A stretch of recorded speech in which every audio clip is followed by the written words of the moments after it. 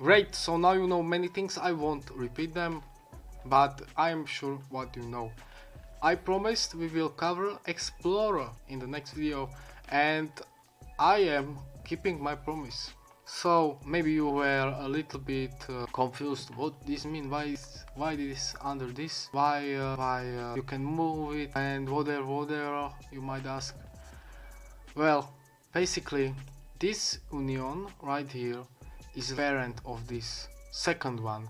So it means if I want to move the parent, I move also the child. This is child.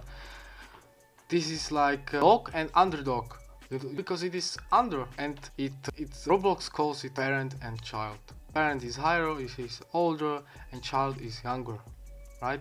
What this basically means is that when you want to do something with the child is like you can do it by itself, but with parent you do it at the same time.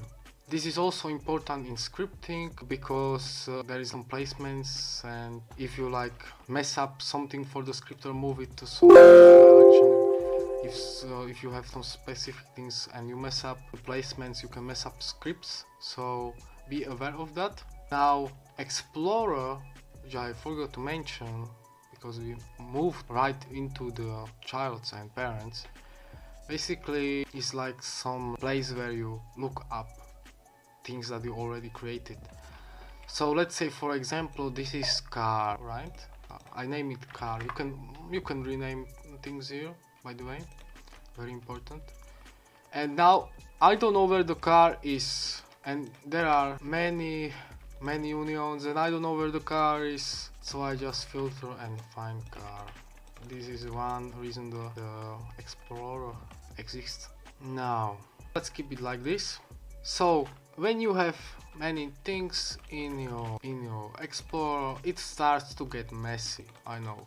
So now let's say that these bricks are my home, alright? And I don't want so much messier, so I do CTR plus G, which is another shortcut, by the way.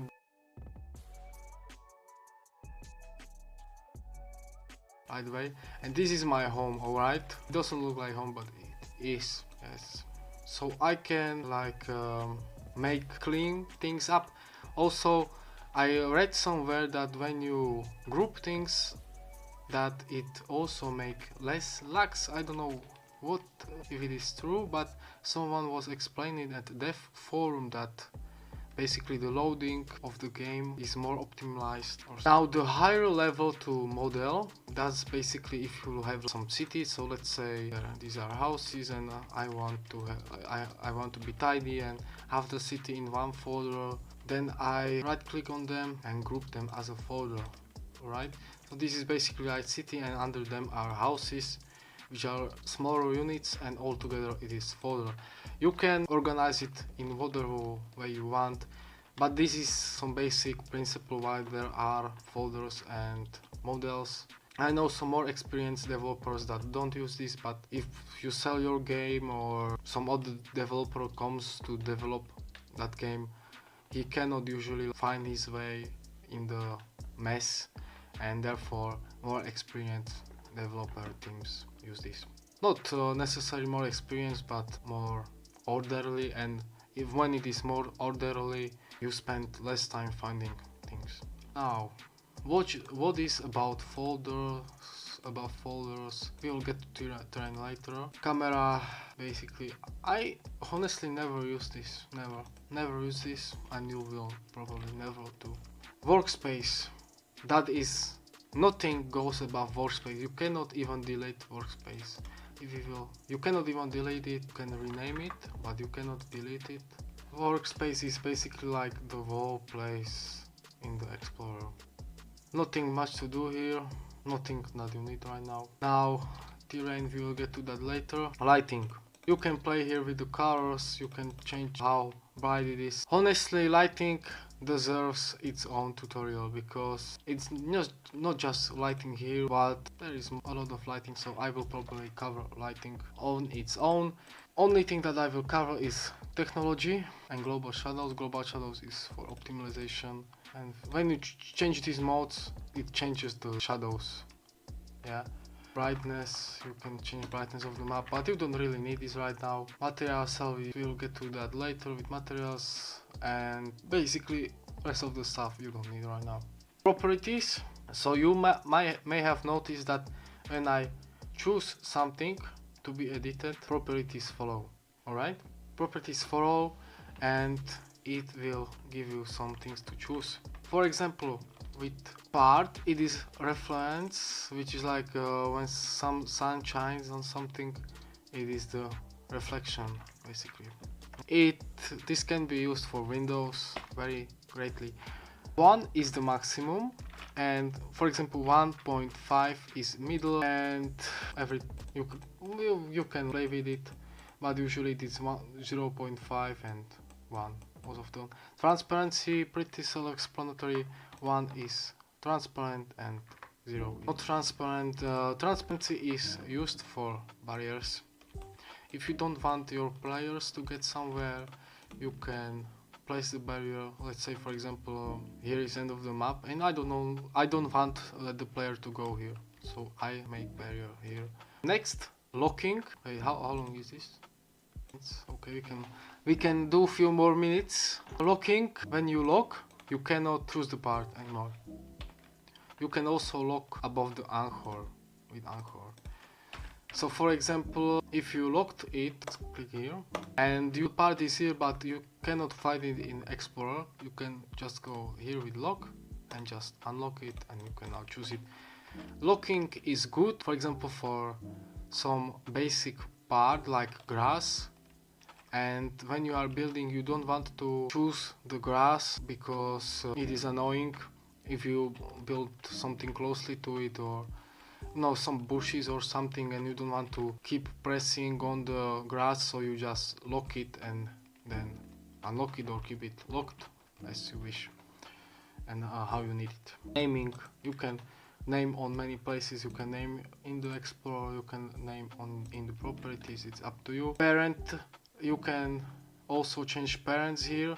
When you click here, and for example you want this part to be part of this barrier, so you press here, and official this other part adopted this barrier. Congratulations, you made a parent.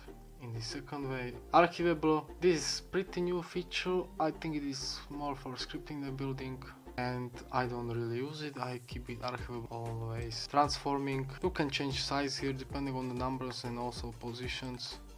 Pivoting is rotation. Yes, collision. This is very important. So this will probably be the last thing in this part. So collision, can call it if it is turned off. If it is turned off, you can go to the part where it is. You see, I forgot to anchor it. Very important. You can see it right now. Yes, now I can go through the part.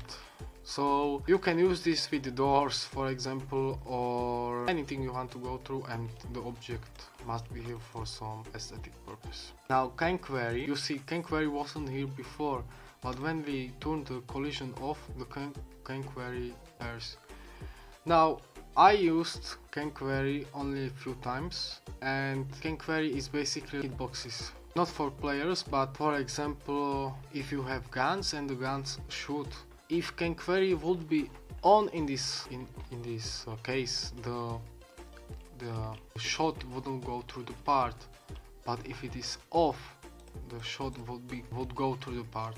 Now I think that this doesn't work always. It depends, I think, also on the scripts and how the gun is made, but 90% of the times I think this should work.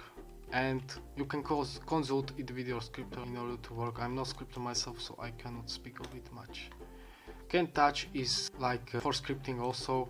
If the can touch is off and the kill part is inside the part, it shouldn't kill you. I'm not sure, but it shouldn't. If I'm mistaken, please correct me. And collision group, you won't use it. At the start minimum, it's also for scripting mainly. Massless, this is for guns, welding and stuff. Here you can see also anchoring. Custom properties. I never use it all, to be honest, or I don't remember using it. Shape, you can change shape of the part here, but beware that, for example, cylinder can be weird. It can turn random way. Assembly, never use that. Tags, attributes are for scripting. Not like scripting, but scripter puts stuff into attributes. And tags, never use that also. So even when you build for years, you don't use everything here. Like, to be honest, I won't lie to you. Like some YouTubers Google it before and tell you some useless things that you don't need. Great, congratulations, another sum of important stuff.